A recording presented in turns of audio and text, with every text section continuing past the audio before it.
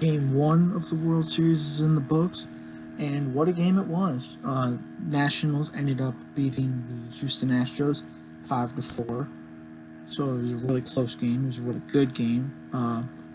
For me, Juan Soto was the player of the game. He went 3 for 4, a home run, a double, and 3 RBIs. I love the little shuffle he does in between pitches. I think that's hilarious and amazing. But let's start it off in the top of the first. Turner started off the game with a leadoff single, and then stole second. That They ended up putting pressure on Garrett Cole early in the game, but he ended up working his way out of the inning with Adam Eaton bunting and getting out without advancing Trey Turner, and Anthony Rendon and Juan Soto going down on strikes. In the bottom of the first, George Springer walked, and then Altuve hit a single off the left field wall. Yuli Gurriel hit a double off the left field wall to bring in Springer and Altuve.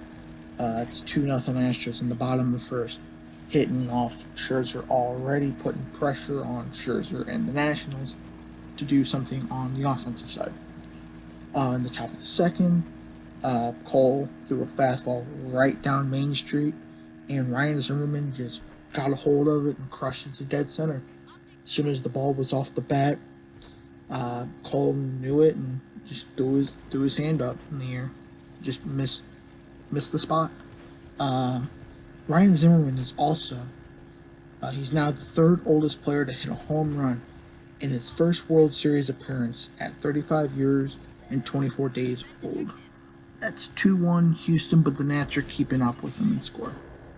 In the bottom third, Correa comes up with Brantley and Gurriel on third and second.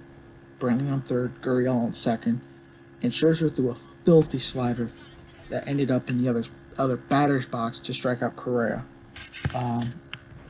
to get him out of the inning.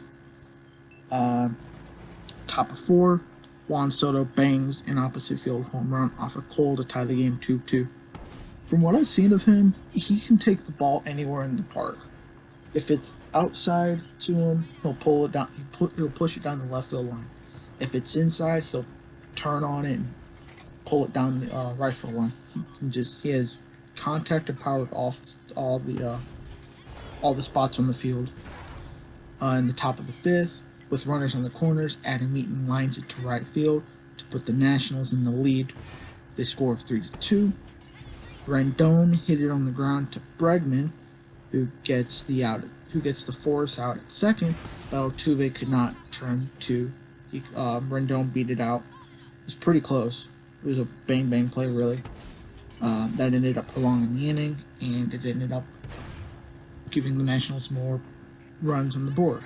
Soto comes up and drills a double, another fastball, I believe, on the outside corner to Soto, and drilled it off the left field wall, and brings in Robles and Rendon to score. It's 5-2 Nats. This a stat that I ended up seeing them bring up was that this is the most runs allowed by Garrett Cole since May 22nd, which just proves a point of how dominant Cole has been since he's been there, really, and just how dominant he's been in this season.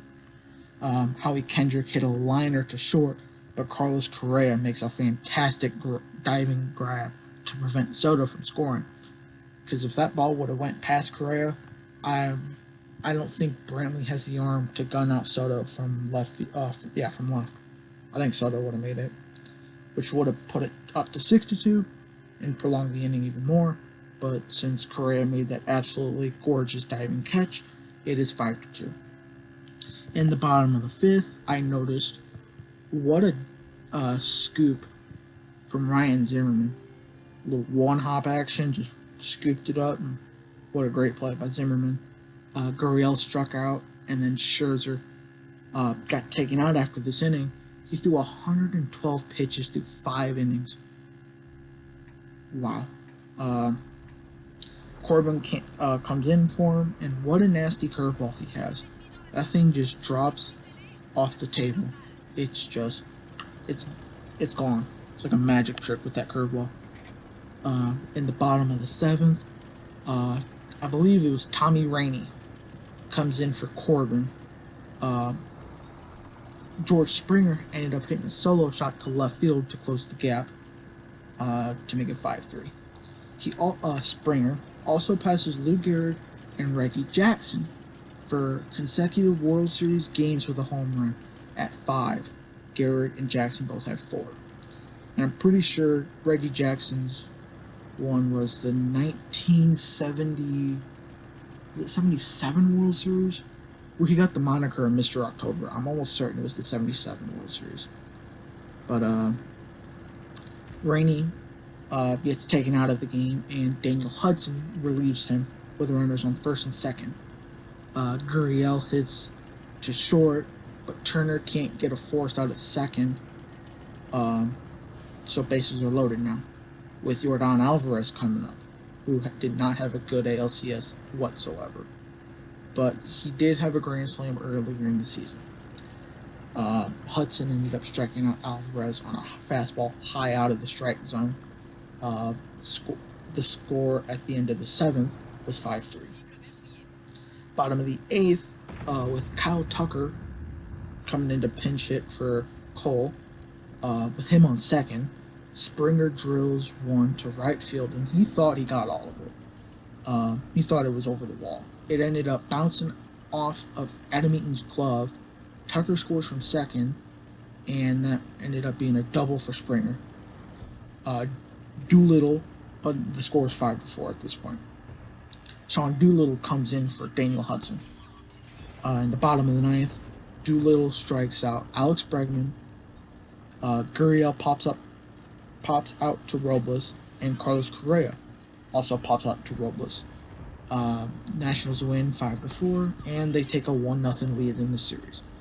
The Nationals winning this game is great for them. They needed to win at least one game in Houston, considering after game 2, so 3, 4, and 5, those will be in Washington with the pitcher batting and not the DH. So them getting one win in Houston is great for them. But some hitting stats real quick. Juan Soto went 3 for 4 with a run, a home run, a double, 3 RBIs. Like I said, I think he's my player of the game. Adam Eaton went 2 for 4 in an RBI. Zimmerman went 1 for 4 with a home run. Hitting for the Houston Astros, George Springer went 2 for 3. He had 2 runs, a home run, a double, and 2 walks. Jose Altuve went 1 for 5, a hit, and a run. He was the ALCS MVP. And Yuli Gurriel went 2 for 5 with 2 RBIs. Pitching for the Washington Nationals, Scherzer threw 5 innings. He allowed 5 hits, 2 of those earned runs, 3 walks, 7 strikeouts. Patrick Corbin threw an inning. He had an inning of work, 1 hit, 2 strikeouts in that inning. Tommy Rainey threw a third of an inning, 1 hit, 1 earned, 2 walks, and 1 strikeout.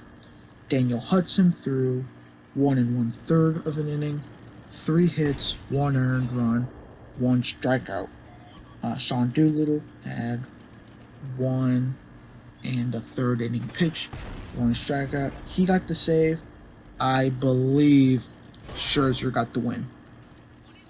Pitching for the Astros, Garrett Cole went 7 innings, 8 hits, 5 earned runs, 1 walk, 6 strikeouts.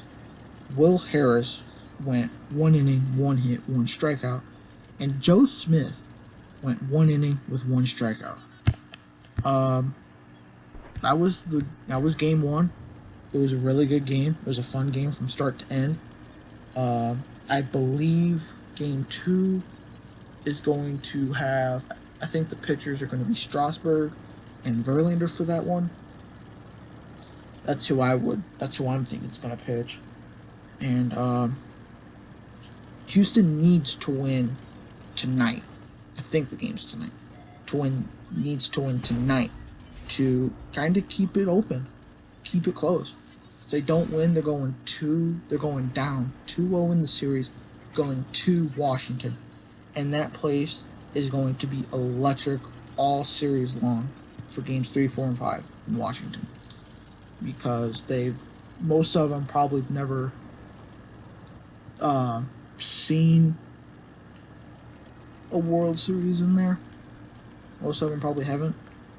Not baseball, or not the championship series.